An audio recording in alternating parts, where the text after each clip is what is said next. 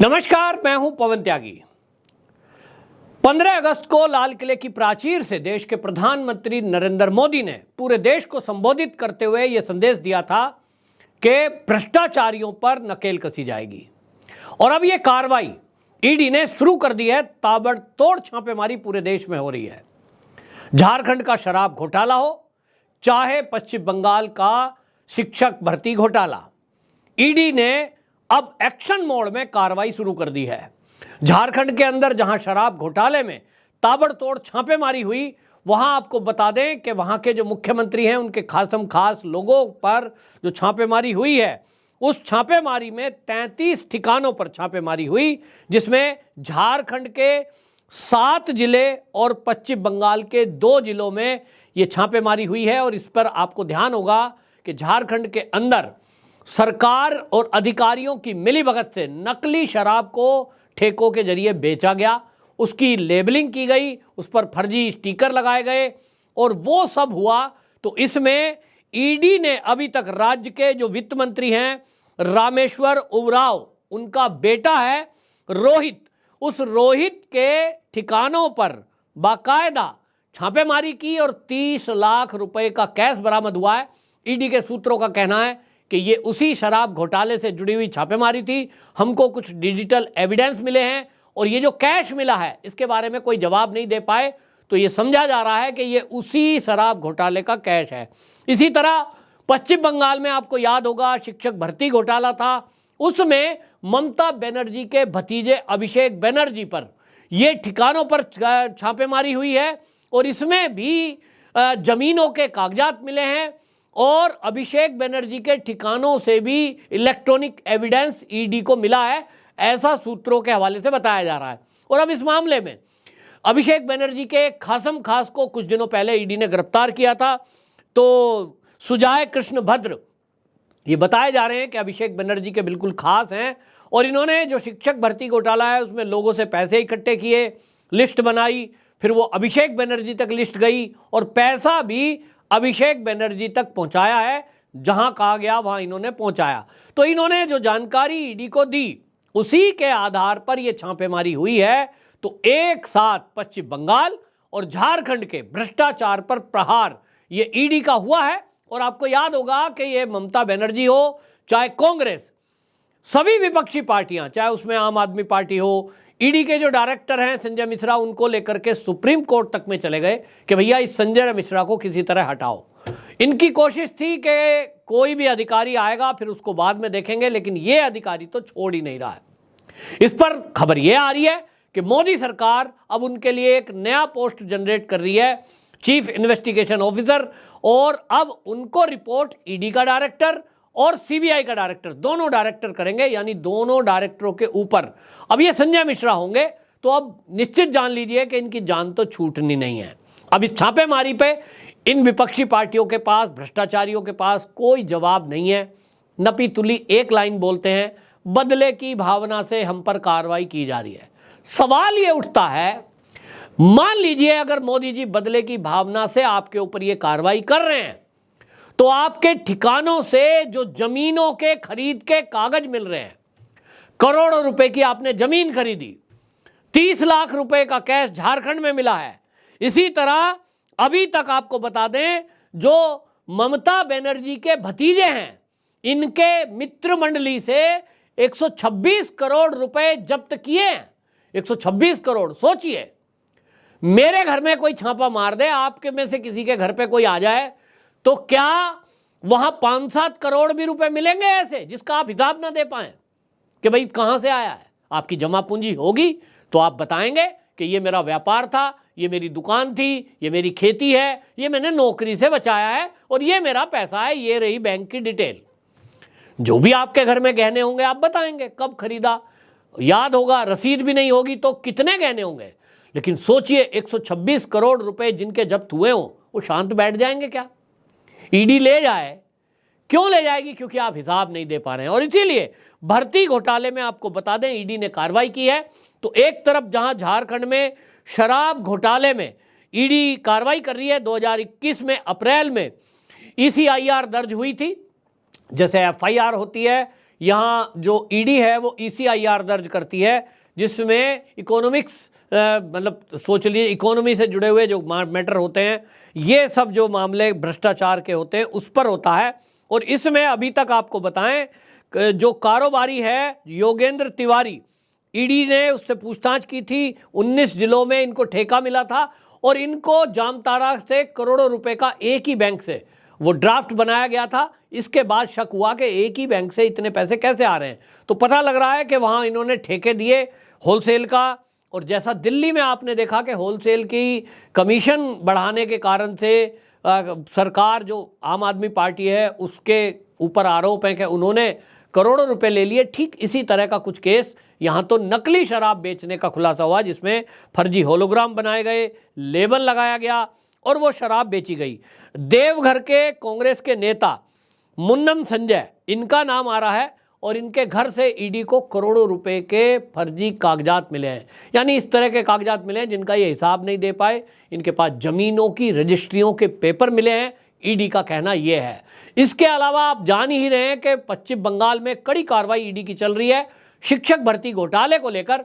और ममता बनर्जी जब ये कहती हैं कि ये मोदी सरकार हमारे खिलाफ बदले की कार्रवाई कर रही है, तो एक बात उनसे पूछना चाहिए कि भाई मोदी जी ने तो ईडी भेजी नहीं है, ये तो पश्चिम बंगाल के जो बच्चे हैं जो तैयारी कर रहे थे टीचर बनने की, क्लर्क बनने की, और उनका नाम लिस्ट में आया नहीं, उन्होंने कलकत्ता हाई कोर्ट में एप्लीकेशन डाली और फिर कलकत्ता हाई कोर्ट के आदेश पर सीबीआई को जांच गई। तो ये तो कोर्ट ने जांच की है, कोर्ट के आदेश पर जांच हुई है। और फिर सीबीआई ने जब जांच की, उन बच्चों से पूछताछ की, तो खुलासा होता है कि यहां तो खुलेआम लिस्ट बन रही थी। जो टीएमसी के लीडर हैं, मंत्री हैं, शिक्षा बोर्ड के अध्यक्ष हैं, ये लोग खुलेआम पैसे ले रहे थे और कह रहे थे आपकी नौकरी पक्की, आप हमें बस नाम लिखा दो, पैसे दे दो। अब जब ये शिकायत पहुंची तो सीबीआई ने उसको ईडी को दिया और ईडी ने जब जांच की तो इनके ठिकानों से करोड़ों रुपए बरामद हुए, जिसका ये हिसाब नहीं दे पाए। आपको याद होगा पार्थ चटर्जी जो कि शिक्षा मंत्री थे ममता बनर्जी के, उनके ठिकानों से नोटों के बंडल का जखीरा मिला था। उन्हीं की सहयोगी अर्पिता मुखर्जी, वो भी जेल में है साथ में। और अभी तक आपको बता दूं टीएमसी के एमएलए माणिक भट्टाचार्य जो कि शिक्षा बोर्ड के पूर्व अध्यक्ष रहे हैं, टीएमसी के युवा इकाई के कुंतल घोष, शांतनु बनर्जी, आयन सिल, ये गिरफ्तार हुए हैं। और सबसे बड़ी गिरफ्तारी जो इसमें हुई है वो 30 मई को सुजाय कृष्ण भद्र की हुई है, जो अभिषेक बनर्जी के खासम खास हैं। उनका पूरा अकाउंट, राजनीतिक एक्टिविटी वो सारा मैनेज करते हैं।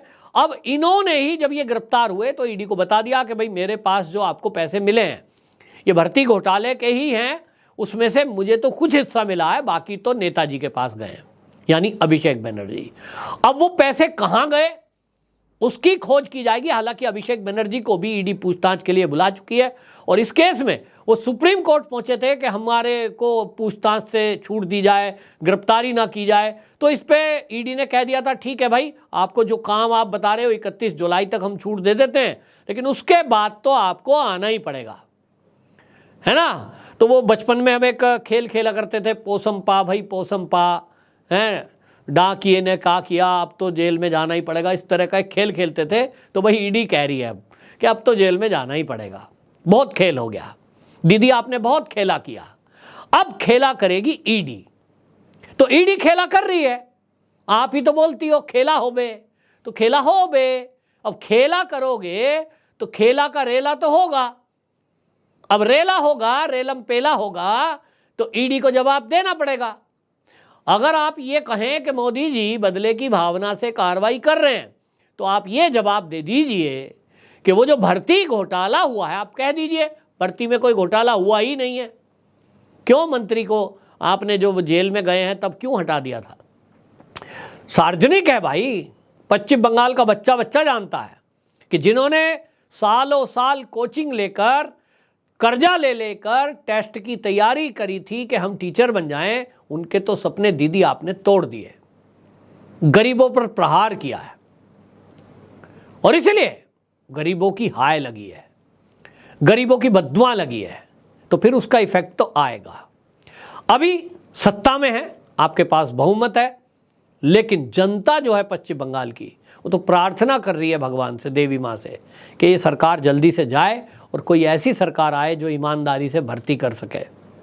तो आप देखते जाइए, इस मामले में 5 आरोप पत्र अभी तक दाखिल हुए हैं और अब ईडी के सूत्रों का कहना है कि जब इतने सारे लोग हमने गिरफ्तार कर लिए हैं और हर गिरफ्तारी में हर व्यक्ति, जो सूत्र बोल रहे हैं, कंफर्म तो मैं नहीं बोल सकता, लेकिन जो सूत्रों के हवाले से खबर आ रही है कि जो गिरफ्तार लोग हैं उनमें से ज़्यादातर के बयान ये आए हैं कि भाई मैंने तो अपना कमीशन रखा, आगे पैसे मैंने आगे पहुंचा दिए। कहाँ पहुंचाए? सबका जो पूछताछ हुई है उसमें अभी तक जो सूत्र कह रहे हैं कि अभिषेक बनर्जी की तरफ लोगों ने इशारा किया है, अभिषेक बनर्जी का नाम लिया है।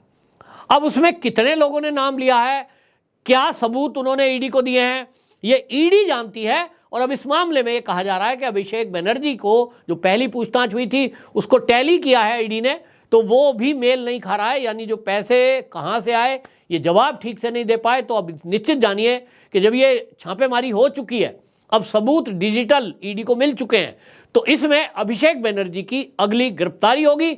और वही आपको बताए, छत्तीसगढ़ का जैसे मैंने बताया वहाँ भी घोटाले चल रहे हैं, लेकिन झारखंड में भी ये घोटालों के कारण जो छापेमारी शराब घोटाले में हो रही है, वहाँ भी ये तार मुख्यमंत्री तक जाते हुए दिखाई दे रहे हैं।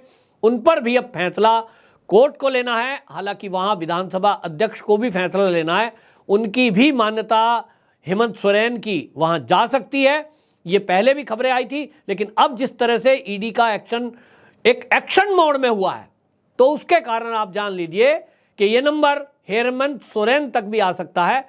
वो तो पहले से ही दोषी करार दिए जा चुके हैं, लेकिन अब उस पर फैसला होना बाकी है। तो ये सब चीजें चल रही है।